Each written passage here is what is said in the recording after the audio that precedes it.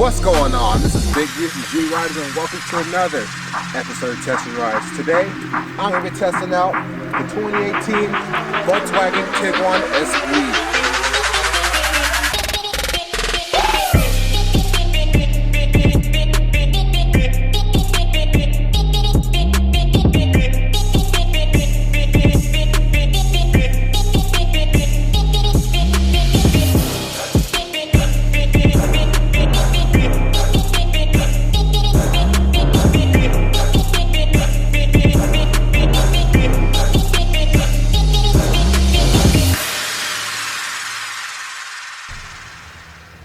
Welcome to the Volkswagen Tiguan. Introduced back in 2008, this was Volkswagen's entry into the compact SUV market. And now here in 2018 model year, this is the second generation of the Tiguan, and this one is bigger and better than ever. So, this is the Mark II Volkswagen Tiguan. So this technically is the long wheelbase Tiguan. I know in other markets they have the short wheelbase, but here in the United States and Canada and a lot of other places, we only have the long wheelbase Tiguan. So this Tiguan is a 2018 Tiguan SE, and this one comes with an inline 4-cylinder that's turbocharged that has 184 horsepower at 221 foot-pounds of torque.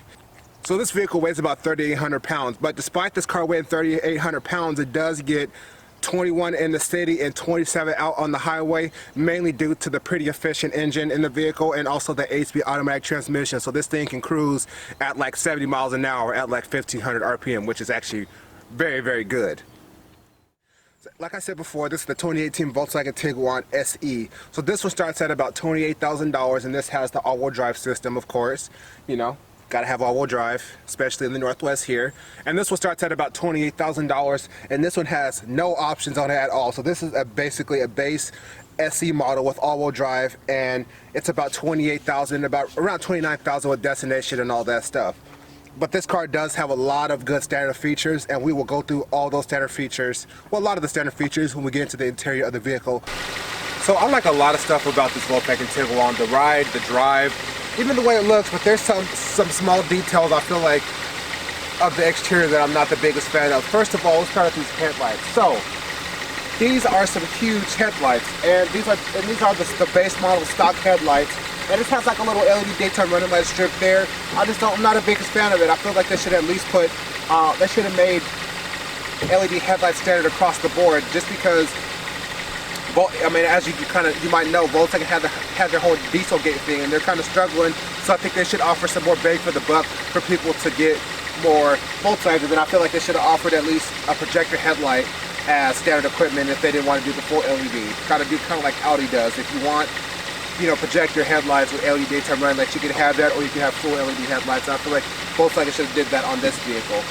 Alright, so here we are on the back of the Volkswagen Tiguan, and I'm a big fan of the way the back looks. It has these nice LED tail lights, and it's really clean and really, you know, classic Volkswagen. So, let's go down to the bottom to these exhaust pipes. These would be some really good, aggressive looking exhaust pipes on a Volkswagen product, right? Especially an SUV like this. But guess what? They're fake as hell. These exhaust pipes are just basically pieces of plastic that they put over to make them look like exhaust pipe. The actual exhaust pipes are under it, and they like face down, just like how like the newer Audi Q5 has.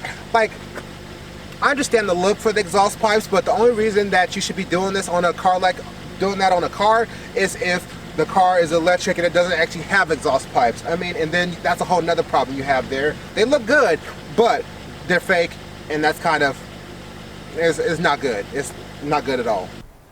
All right, let's go ahead and take a look at the inside of the Volkswagen Tiguan. Because this is the newer model, they have put push button starter with the comfort access standard on all the vehicles. So to open it up, grab the door handle, it unlocks, and let's go get on in.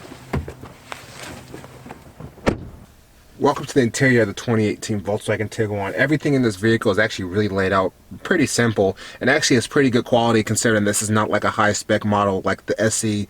Like I said before, is kind of the mid-range, kind of more, even more basic model of the Volkswagen Tiguan, but it still has a lot of the stuff that the higher end models have. Just starting over here, kind of where I rest my arm, it's a little bit hard over here, but it's not unbearably hard, but it still has some pretty nice feeling leather. The steering wheel has a kind of nice feel to it. It's a little harder than I would like, to be honest, just like kind of I said about the basic Audi A3, but you know, it's not bad overall. The steering wheel controls are laid out pretty well. I'm glad they moved the cruise control to the actual steering wheel from the stock like it is on the previous generation Volkswagen products. The gauge cluster is actually pretty nice. It looks almost exactly the same as the one that's in my Mark 6 Golf GTI, but in the Volkswagen Tiguan you can get the virtual cockpit, which I'll recommend getting because that's a pretty cool feature. So let's move over to the center stack here. Everything over here actually looks, like I said, looks a lot like my Golf, like the setup of everything. Volkswagen they did a great job setting up their center console area, and they just kind of modernized it from the previous model. So let me go ahead and turn the car on here. I really love the position of the push button starter, the button there.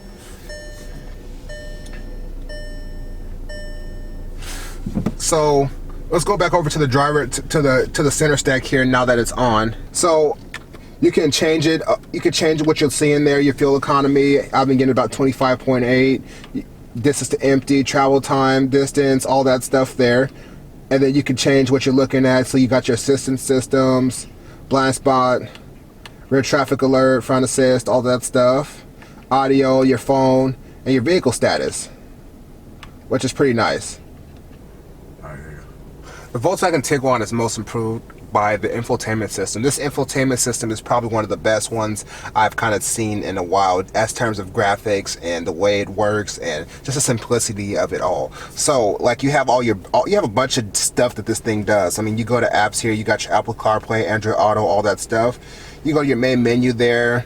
You got a lot of options for stuff. You got, you know, all the stuff you see here. But one thing that I really like, that there's a climate control window. I love when there's a climate control window in cars in the infotainment system. I feel like a lot of cars should have it. And look at, when you tap things, it zooms in of where you want the air coming out, or AC, all that stuff. I think that's really good. You see how it keeps moving. It's like a little kind of diagram of the car. I think one thing that I can do to make it even better is like add like the interior color on there on top of that. I think that'd be really cool. So let's go back to the home menu, and see, it just works really well. You got your media there, all that stuff. It works really, really well. I like it quite a bit. So here in the center console here, you can do your driver settings. You know, this is your fuel economy thing. This is your, you know, the MPG you're getting. You also get in the center, but you're getting it there kind of in a cooler looking way. And then you got your distance to empty, and then how many miles you've driven since you started driving, which is really awesome actually. Like my Golf GTI has all this stuff, but it's all in the little center mini menu there. I like that Volkswagen incorporated their whole entire car system into the infotainment system. So let's go down to the center here. So you have your start stop off and on button, which I hate start stop. Like, it's just, it works well in this car, but I'm just not a fan for myself. And you got your traction control button, your electronic parking brake, and then your push button starter button. But let's focus on this knob right here, because this is your mode selectors knob here. So right now I have it in the road modes, and if you click this middle button here, if you go on the infotainment system, how about your different options? So you have sport, normal, and eco, and I use custom, so you can adjust custom. I have it for sport steering and eco drive system, and then normal climate control. And then when you turn it over to off-road, it turns off the traction control and kind of ready for dirt and mud and all that type of stuff. And then when you turn it to off-road custom, you can adjust even that too, which is pretty cool. And then I can turn it all the way back to snow mode, and it, you know, it's for snow.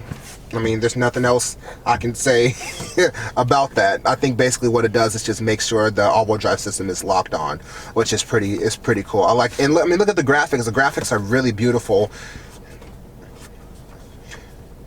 Like, Volkswagen has done a really good job in the graphics with the infotainment system. This feels almost Audi-ish. All right, so moving past the infotainment center console area here, I like the dash and I like the trim on the dash here. It's like a silver carbon fiber-ish finish, and it looks really good. It's not trying to fake and be nothing that it's not. And also I really like the kind of just overall design of the whole entire dashboard here. It looks really clean, it looks really European, and I like it quite a bit. The seats are okay in this car. So these are the leatherette seats, so they're of, you know, leatherettes. It's not real leather, so they honestly they don't look bad on. And I like the lighter interior. I think it looks good. Like the leather, like they're perforated and heated and all that and everything like that. I think they look good, and you know, they're decently supportive, but not the most supportive seats I've ever used. Like they need a little bit more adjustability. I mean, you get a power seat on the driver's side and a manual seat on the passenger side, which, you know, it's not bad, but you know, I wish they would go ahead and throw in a power seat on the passenger side too. But I'm pretty sure the higher end models have that, because this Volkswagen can go up to like $40,000. So you expect for $40,000 you better get a power seat. All right, but overall this interior is really nice. It's pretty decent quality, especially this car costing $28,000 and this being more of a base-ish model. You know, it's really nice. I like it quite a bit, and I'm pretty impressed with the way everything is in this vehicle. So right, so let's hop in the back seat and see what the space is like back there.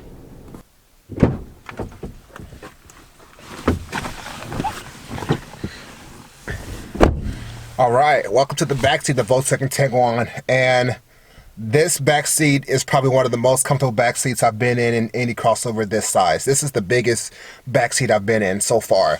Like, this is like this sitting position right now. This is where I sit. I just got out of this seat to get into the car, and I'm very comfortable. I can ride a pretty long distance back here. Like, there's plenty of room. Like, I could put my feet under the seat pretty easily. Remember, I wear a size 16 shoe, so you know, squeezing these bad boys under seats is not exactly the easiest thing in the world. And like, I have plenty of headroom, as you can see. I wish this car did have the panoramic sunroof. It'd make the car feel a little bit more open and airy. But, you know, it's not bad back here. Like, the seats recline. You got a nice little center armrest thing with the cup holder. Like, and also there's also this USB ports and a 12-volt outlet back here. And you got your own little vents back here. And for the most part, it just all looks good. And honestly, there's nothing I can say negative about this back seat. This is definitely the biggest, roomiest back seat I've been in. Only other cars that might compete with this car in terms of backseat space is cars like the Super Forester and the RAV4. But you know, this is pretty. I think this is best in class.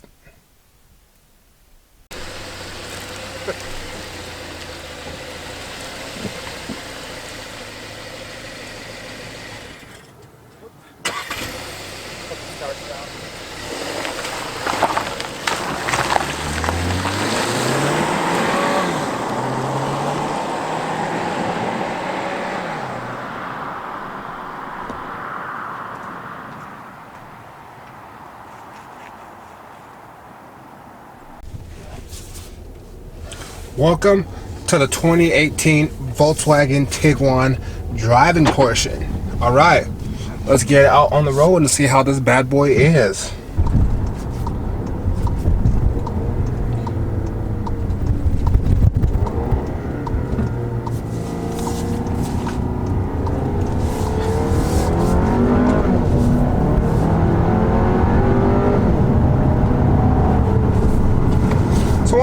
One thing I noticed when getting out on the road in the Volkswagen Tiguan is how well built this car is. Like, going 50 miles an hour right now, and there's not too much road noise. I'll pause for a second, and you don't hear too much. You actually don't feel too many bumps in the road. It's actually pretty communicative, actually. Like, you know, most of these SUV crossovers are just based on, you know, car variants, and in some ways it feels a lot like a Golf. Well, it basically kind of underpins the underpins is basically kind of like a longer version of the Golf, but it actually kind of does feel like it. Like, the ride's really comfortable. You have pretty good control on the road over the vehicle. It just doesn't handle like a Golf, and I'll get into that in a little bit. So this car has the 2-liter 4-cylinder turbocharged engine with 184 horsepower and 221 foot-pounds of torque, as I said in the previous clip. But one thing that I quite like about this model is it has the 8-speed automatic transmission. So you know, you could be cruising on the highway at about 1,500 or so RPM at 65, 70 miles an hour, which helps this vehicle get pretty good gas mileage. And with the driving I've been doing mostly city driving, and I have gotten about 20 to 22 miles to the gallon average, which is pretty good actually. The visibility in this vehicle is really good. Looking out the front of the vehicle here, there's lots of visibility out of all the windows. I like the little small quarter windows here. It kind of just gives a little bit more visibility out of the windows, and I'm glad like all the newer Volkswagen products, actually a lot of other products, they're moving the mirrors from attached to here to moving them being attached to the door, which I really like. I like the look. It looks a little bit cooler too, honestly.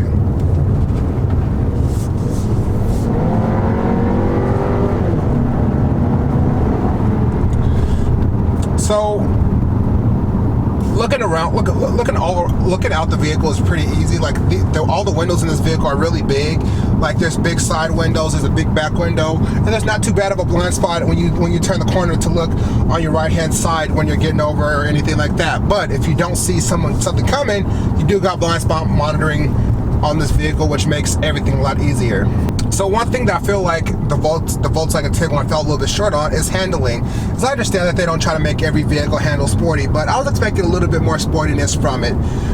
Like, also probably just doesn't help that I just came from testing the Mazda CX-5, which is like the standard for handling for the small SUV crossovers. But honestly, I just don't think that this vehicle handles that well. It's okay, but it's not great. Going around corners pretty quickly, it's really flowy, really boaty. There is some body roll there, but not a ton, like, you know, like you expected a big SUV. It doesn't handle like a big SUV. I'm not saying that.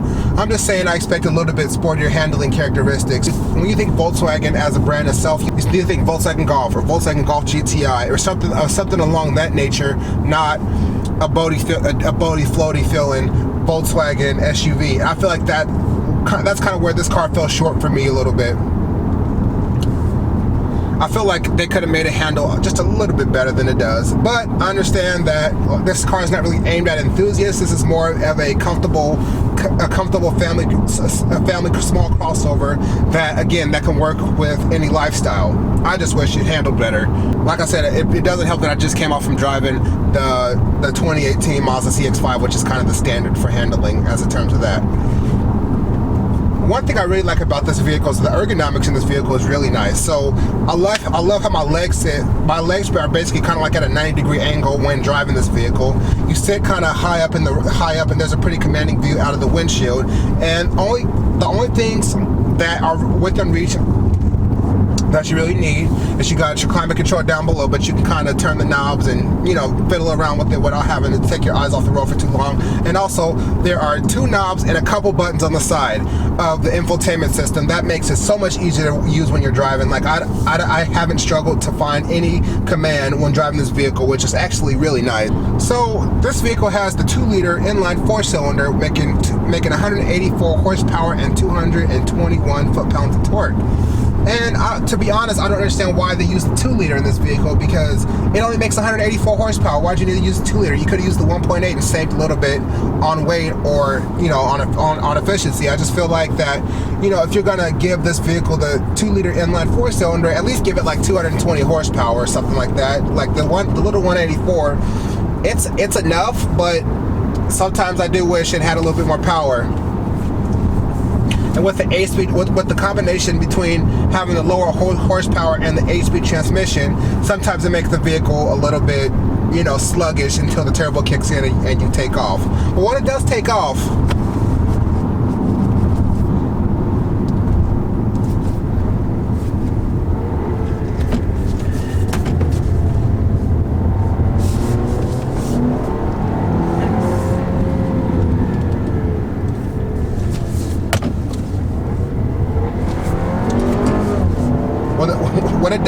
when the turbo finally come on, it does get moving pretty good, which is actually pretty good. It's pretty impressive. Like like this car only weighs nearly 4,000 pounds and only 184 horsepower. You think this vehicle will be slow? It can be, like when you're just starting up, when you're just starting, but once the turbos come on, you get that torque, and it feels decently quick. I just feel like if they're gonna put the 2-liter turbo in the car, they should give the car a little bit more power. But that's just me. And also, one thing that I kind of, you know, like, it's kind of stupid to say this about a family crossover like this, but I kind of wish this car had paddle shifters, because this 8-speed automatic transmission shifts really quick. Like, so let's give it a little bit of gas. Go through a couple shifts here. Look at that. Shift. Downshift. Downshift. Like, that's pretty good for a family crossover. And, you know, with the Volkswagen, like I said, like, when I think of Volkswagen, Golf and Golf GTI come to mind. So I just wish they would have threw some little paddle shifters on here, just to, you know, when you want to have a little bit more fun, you're going to have that fun. But honestly, I feel like this is a well-built, very comfortable, great-looking, easy car to drive if you're looking for a mid-size compact crossover. If you like this video, hit me with the thumbs up, browse the channel, hit that subscribe button, keep riding with me. Thanks for watching.